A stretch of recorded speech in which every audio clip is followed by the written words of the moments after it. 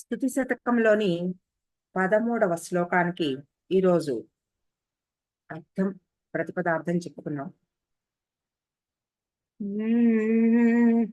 ఐక్యం ఏన విరచ్యతే హరతనౌదం భావపుంభావకే రేఖాయత్ కచసీని శేఖరదశాం నైసాకరీ గాహతే ఔన్నత్యం ముహురేతి ఏన సమహాన్మేనాసకః సానుమాన్ కంపాతీరవిహారిణా సశరణాస్తేనైవ ధామ్నా వయం.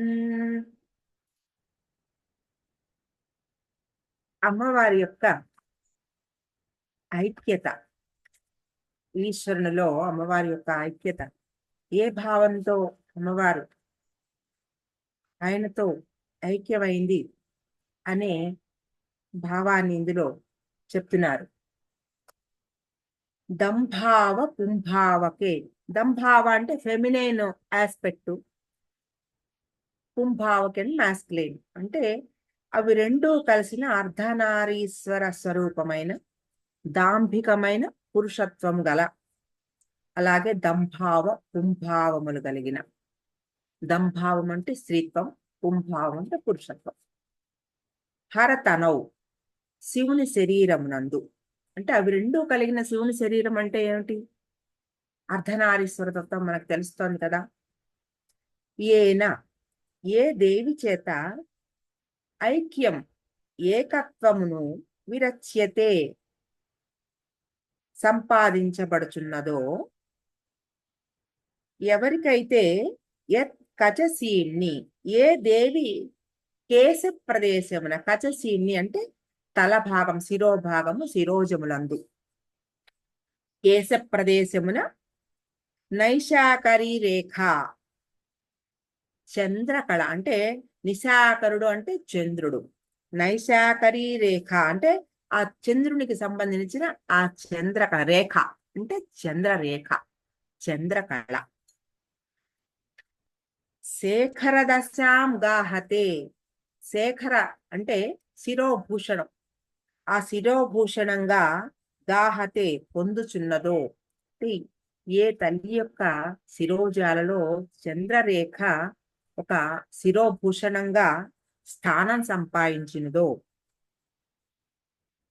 ఏన ఏ దేవి చేత సహ ప్రసిద్ధుడైన మేనాసకః మేనాదేవి యొక్క ప్రియుడైన అంటే ఎవరు? హిమవంతుడు. మేనాదేవి హిమవంతుడి భార్య, ఆవిడ సఖుడు అంటే హిమవంతుడు. మేనాసఖ అంటే మేనాదేవి యొక్క ప్రియుడైన మహాన్ సానుమాన్ గొప్ప పర్వతరాజు. హనుమాన్ అంటే ఒక నేను ఊహిస్తున్నాను, నేను గెస్ చేస్తున్నాను అనే భావం అన్నమాట అక్కడ. హనుమాన్ ఇక్కడ ఈ లెక్క పెడితే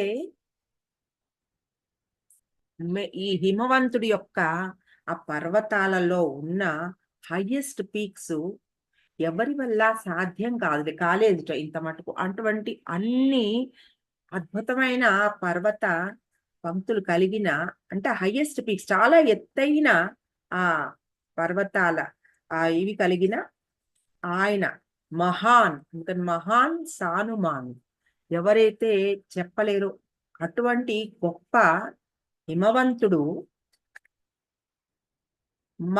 ముహు మరల ఔన్నత్యమేతి ఉన్నత తత్వమును పొందుచున్నాడో, ఔన్నత్యం ఏతి పొందుచున్నాడో అంటే ఇంకా ఇంకా అసలే ఆయన ఆ పర్వతాల యొక్క పర్వత శ్రేణి వల్లే ఆయన మహాను, గొప్పవాడు చాలా.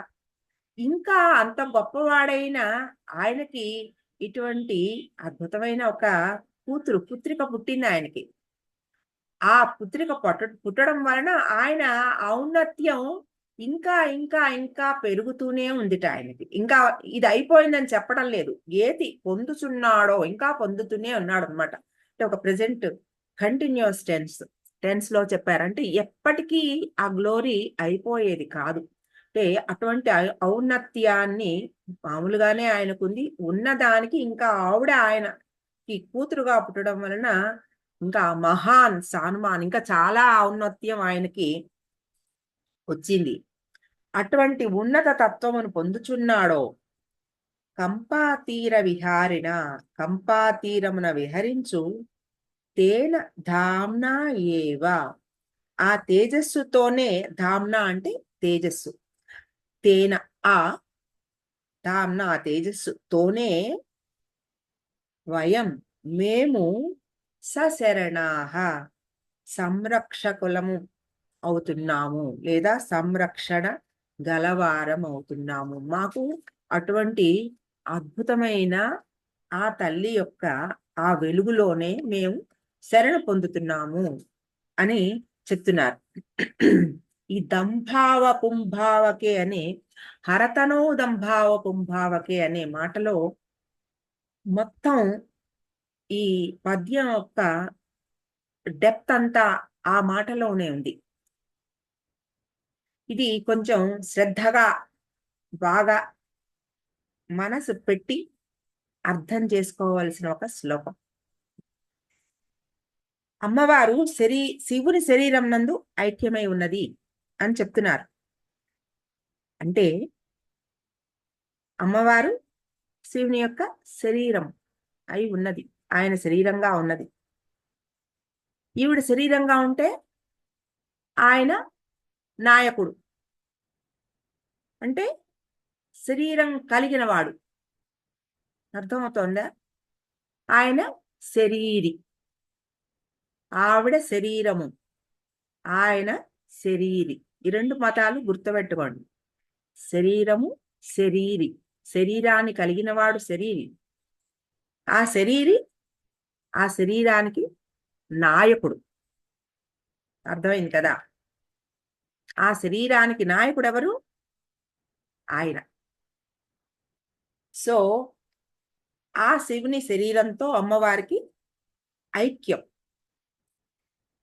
ఈ శరీరి శరీరము ఈ రెండిటికి శేష శేషి అనే భావం. ఇవి మీకు అత శేష శేషిత్యేయం మీకు సౌందర్యలహరిలో చెప్పేశారు మనకి గురువు గారు. ఆ శేష శేషిత్వం ఏమిటి అని అంటే ప్రధాన అప్రధాన, ఆధార ఆధేయ. శేష శేషి అనే భావానికి అర్థం ఏమిటంటే ప్రధాన అప్రధాన, తర్వాత ఆధార ఆధేయ. ఆధారం అంటే ఏమిటి?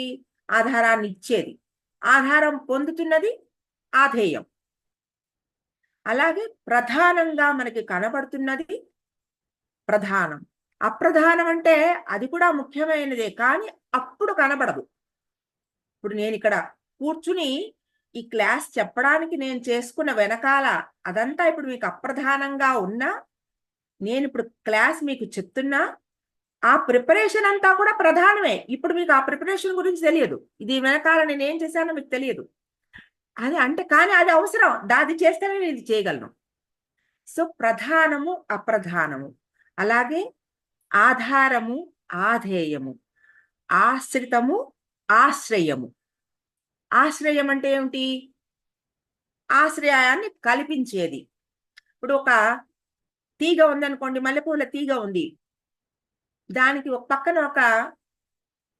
ఒక స్తంభంలాగా పెడితే ఈ ఆశ్రితాన్ని పొంది, ఆశ్రయాన్ని పొంది ఈ ఆశ్రితము ఈ తీగ పాకుతుంది. సో పక్కనున్నది ఆశ్రయము, పొందినది ఆశ్రితము.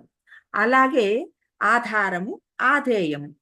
ఈ మాటలన్నీ మీకు అర్థం చేసుకోండి. ఇప్పుడు శివుడు శరీరి, అమ్మవారు శరీరము అంటే శేష శేషి భావం మీకు అర్థమైందా? ఈ శరీరంలో ఉన్న ఆత్మ ఏది ఉందో, ఏదైతే ఇది నాది అని చెప్తోందో అది ఆత్మ. అది శరీరి. కనబడుతున్నవి ఈ కళ్ళు ఇవన్నీ నావి అని చెప్తున్నది శరీరి. శరీరము శరీరిది. అంటే శేష శేషి. ఇప్పుడు మీకు అంటే మీకు బాగా క్లియర్‌గా అర్థం అవుతోందా ఈ పాయింట్? ప్రధానము, అప్రధానము ఇవి 2 కూడా. అయితే ఇవి 2 ఒకళ్ళపై ఒకళ్ళు ఆధారపడినవే ఇవి 2. ఆధారం అవి 2 లేకుండా ఏమీ లేదు. 2 కావాలి. ఏదైనా ఒక కార్యక్రమం జరగాలంటే అవి 2 ఉండాల్సిందే. అలాగా ఒకరిపై ఒకళ్ళు ఆధారపడ్డారు. కానీ ఒక్కొక్క సమయంలో ఒకళ్ళు కనపడతారు. ఒక్కొక్క సమయంలో ఒకళ్ళు కనపడరు. అలాగని ఇద్దరూ లేరని అనుకోకూడదు. ఎలాగైతే 23వ శ్లోకంలో సౌందర్యలహరిలో చెప్పారు. త్వయా హృత్వా వామం వపురపరితృప్తేన మనసా. అంటే నువ్వు నీ శరీరము, ఆ శివుని శరీరము సగం పొంది కూడా నీకు పూర్తి తృప్తి లేక మొత్తం శరీరం అంతా నువ్వే ఆక్రమించేసావని అనిపిస్తోంది. నాకసలు శివుడు కనిపించడం లేదు. అంతా నువ్వుగానే కనబడుతున్నావని ఆ శ్లోకంలో అని చెప్పారు. అంటే ఇందులో విడివిడిగా ఇద్దరిని చూడగలిగిన శక్తిని మనకి ప్రసాదిస్తున్నారు. కానీ అవి 2 కలిసి చేసే విధానాన్ని కూడా మనకి బోధపరుస్తున్నారు. అంటే ఎందులో ఏది ముఖ్యమో ఒక రీతి ప్రపంచం నడవాలంటే 2 వస్తువులుగా కనపడుతూ కూడా ఆ రెండిటి సమన్వయం ఎంత అవసరమో అవి మనకి చూపిస్తున్నారంటే 2 ఆపోజిట్‌గా ఉన్నవి కూడా ఒకేలాగా ఎలా కలవగలవో, ఈ భిన్నత్వంలో ఏకత్వం ఏమిటో, ఏకత్వంలో భిన్నత్వం ఏమిటో ఇది మనకి అద్భుతంగా వివరిస్తున్నారన్నమాట ఇది. ఒక ఆకారము, ఒక గుణము ఏమీ లేనివాడు నిర్గుణుడు శివుడు.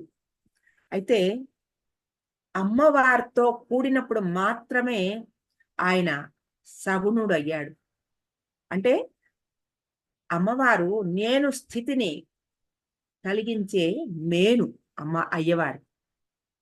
నేను అనిపించే ఆ మేను ఏదుందో అది అమ్మవారు.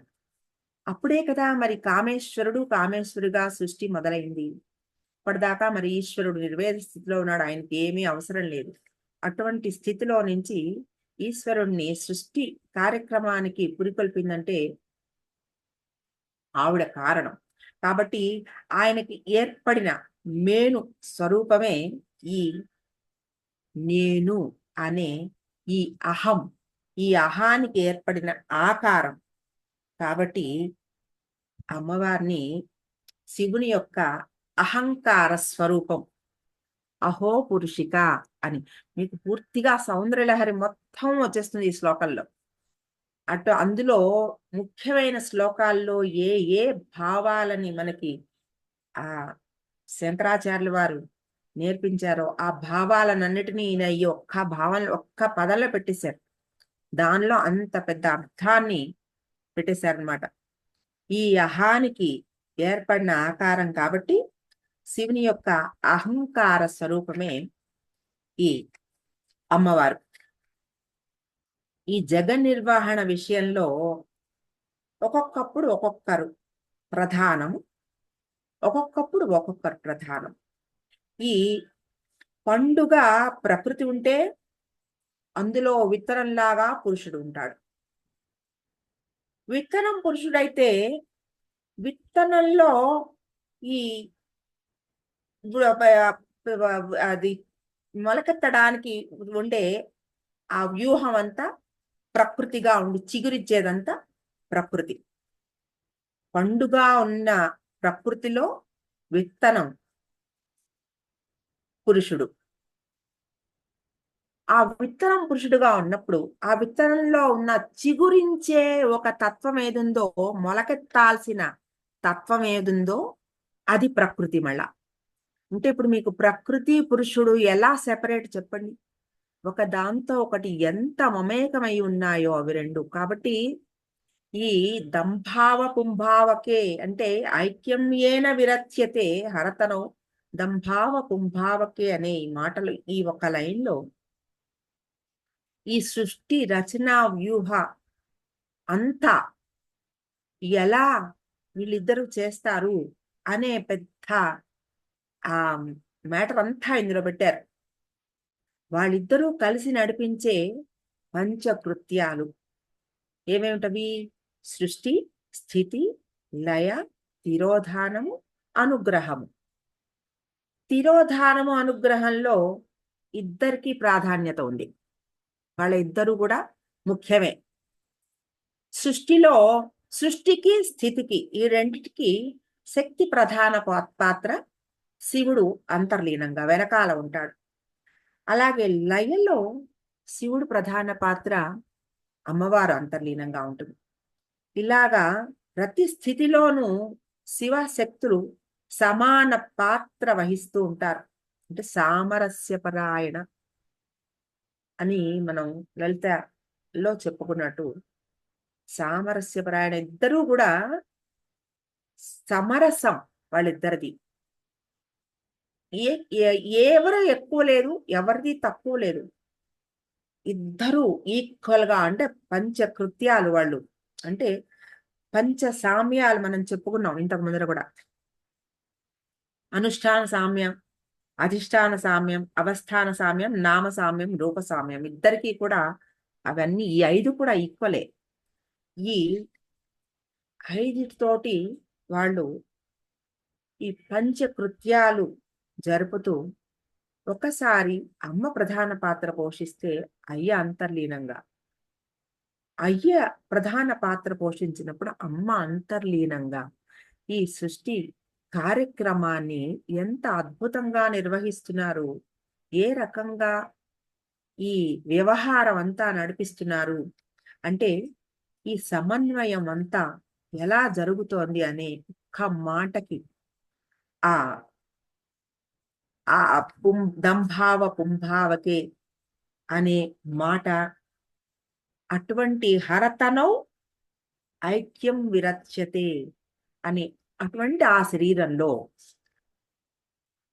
ఈ దంభావ పుంభావకే అన్నప్పుడు దీనిలో ఇంక కొంచెం సింపుల్ గా ఒక భావం మనం చెప్పుకుంటే, ఇప్పుడు నేను చెప్పినదంతా ఒక కాంప్లికేటెడ్ విషయం. అది అంటే కొంచెం అర్థం మేము మళ్ళా వింటే మీకు అర్థమవుతుంది. ఇంకొక సింపుల్ గా అర్థమయ్యే ఇంకొక భావం ఏమిటంటే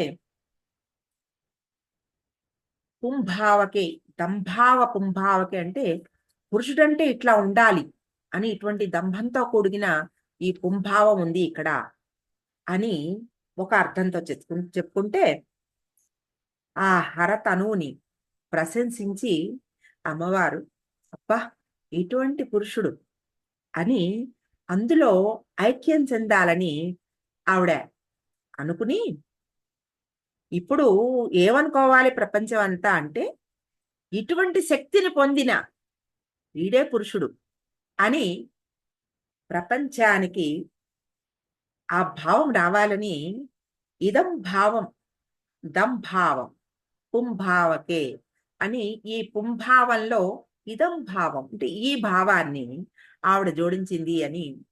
అంటే అటువంటి ఆ అద్భుతమైన ఆ పురుష ఆ శక్తితో అమ్మవారి యొక్క ఇదం భావం అంటే నేను కూడా అటువంటి గొప్ప పురుషుడితో ఐక్యం చెంది ఈ రెండూ కలిసిన అద్భుతమైన ఈ దంభావ పుంభావం అనే భావాన్ని నేను కల్పిస్తాను అని అమ్మవారు కల్పించిందిట. అటువంటి ఆ దంభావ పుంభావం, ఈ ఇదం భావం పుంభావం అని ఇదొక ఈ అర్ధనారీశ్వర తత్వాన్ని కూడా ఇందులో తెలియజేస్తున్నారు. ఇది మొదటి ఒక పాదం యొక్క అర్థం. ఐక్యం ఏన విరచ్యతే హరతనో దంభావ పుంభావకే. తర్వాత రేఖాయత్ కచసీం నిశేఖర దశాం నైశాకరీ గాహతే. ఈ రేఖా మాత్రంగా ఉన్న చంద్రుడు అంటే చంద్రరేఖ. ఈ చంద్రరేఖని అమ్మవారు తన శిరోభూషణంగా ఆవిడ కిరీటంగా ఆవిడ ధరించింది. అంటే కిరీటము సర్వేశ్వరత్వం. కిరీటం ఎవరు తీసుకుంటారు? చక్రవర్తిత్వం అది. ఆ వాళ్ళకి ఎవరైతే గొప్పగా ఉన్నారో వాళ్ళకి కిరీటం. కాబట్టి సర్వేశ్వరత్వం అంటే ఆవిడే సర్వేశ్వరి. అందుకని ఆవిడకి ఆ కిరీటం చెందుతుంది. కాబట్టి ఆ చంద్రరేఖని కిరీటంగా ఆవిడ వహించింది. రెండోది, చంద్రుడు ప్రసన్నత, ఆహ్లాదకరం. అంటే ఈ రూపంలో అమ్మవారు ఎంతో ఆహ్లాదంగా ప్రసన్నత కలిగి ఉంది.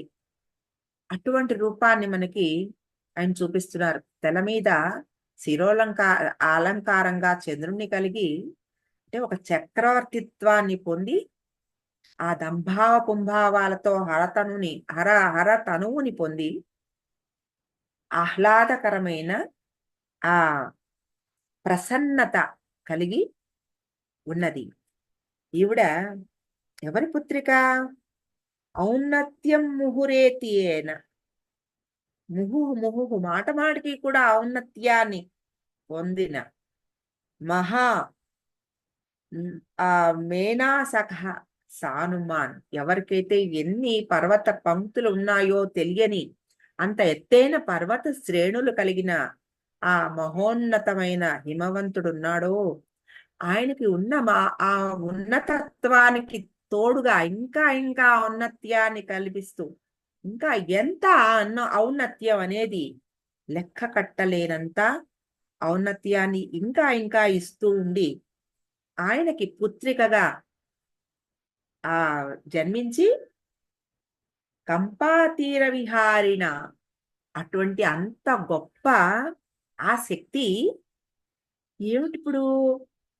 కంపాతీర విహారిణ, అక్కడెక్కడదో అంత గొప్ప అని చెప్పుకుంటూ ఆవిడెక్కడుంది ఇప్పుడు?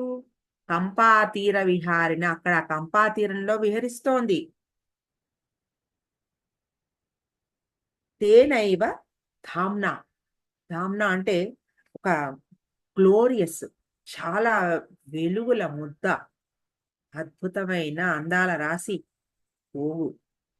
ఆ ఆ ప్రసన్నత కలిగిన అటువంటి గొప్ప ఆ తల్లి ఆవిడ సశరణాహ మాకు వయం సశరణాహ.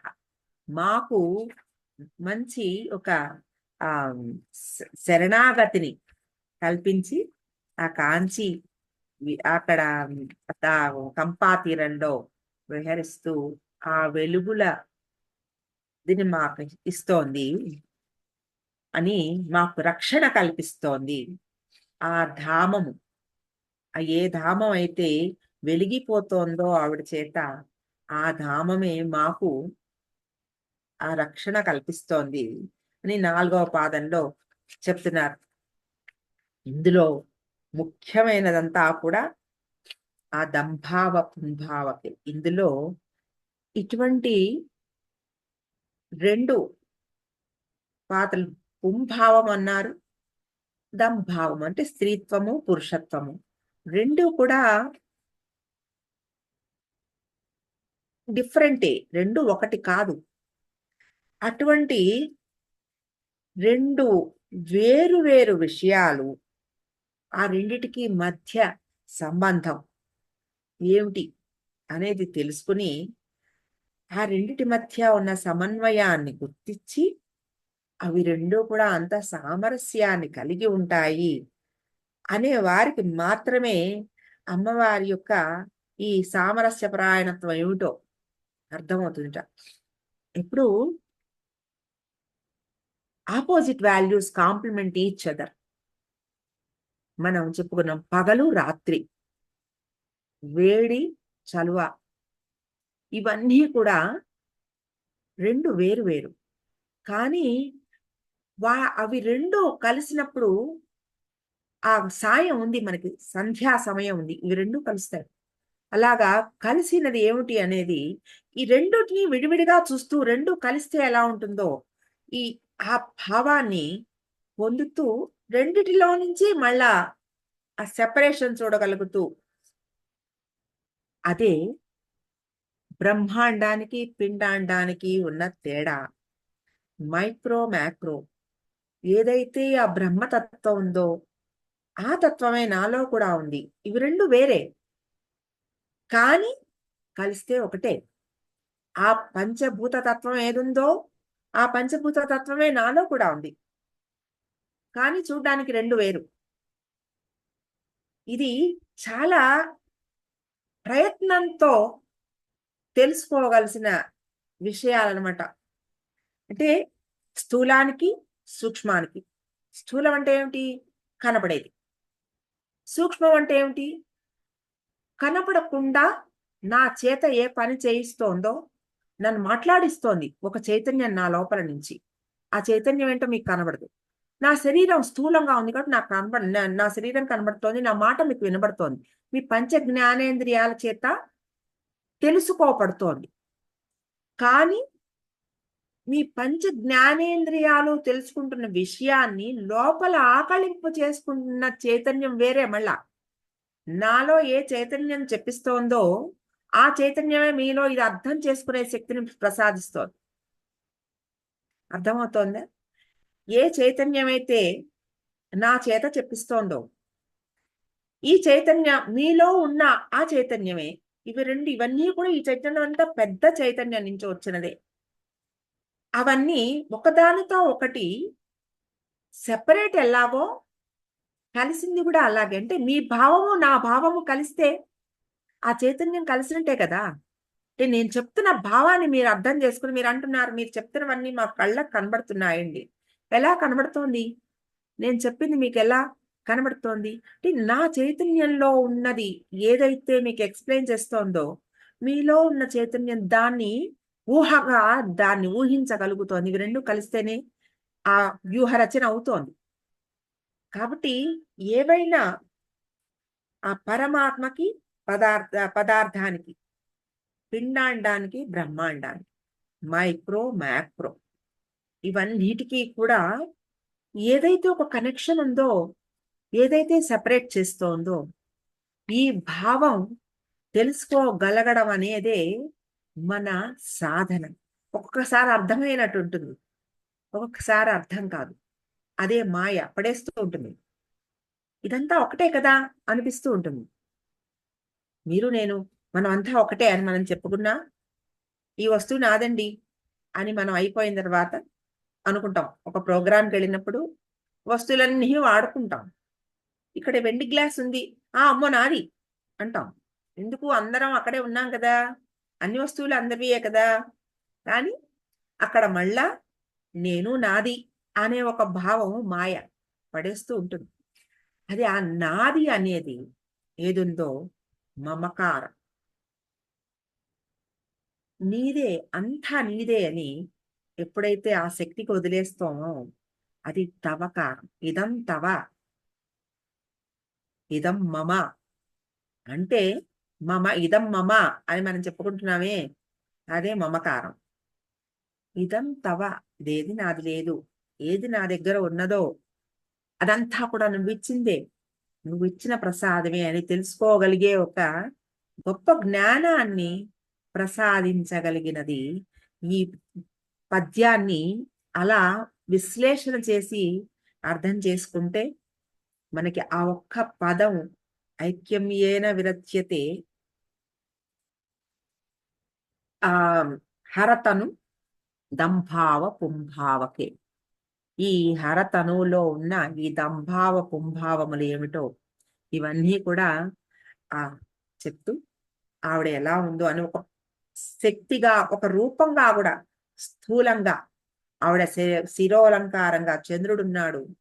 అవి ఆహ్లాదానికి, ప్రసన్నతకి, ఆ సామ్రాజ్ఞిత్వానికి ప్రతీకగా అవి కలిగి ఉంది ఆవిడ. శివునితో ఐక్యమై ఉంది అంటే అర్ధనారీశ్వర తత్వంగా ఉంది, అర్ధనారీశ్వర రూపంగా ఉంది.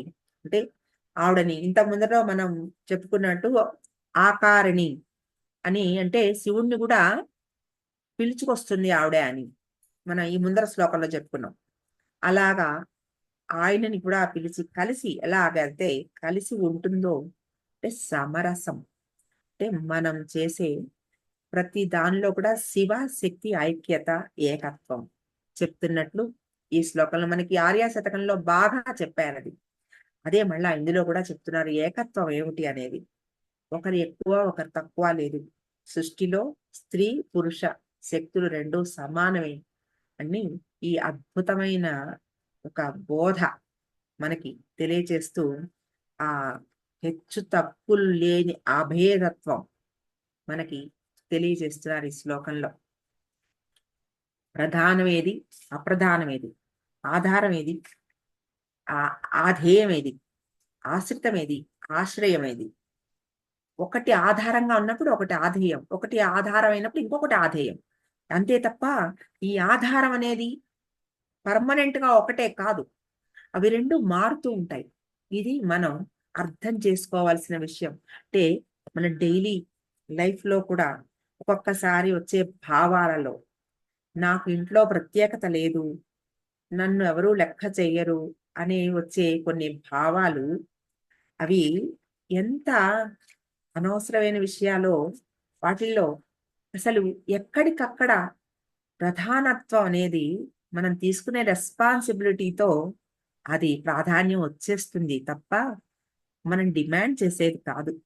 చేసుకున్న తీసుకున్న హక్కులు కాదు, చెయ్యవలసిన డ్యూటీస్ డ్యూటీస్ తోటే ప్రాధాన్యం వస్తుంది.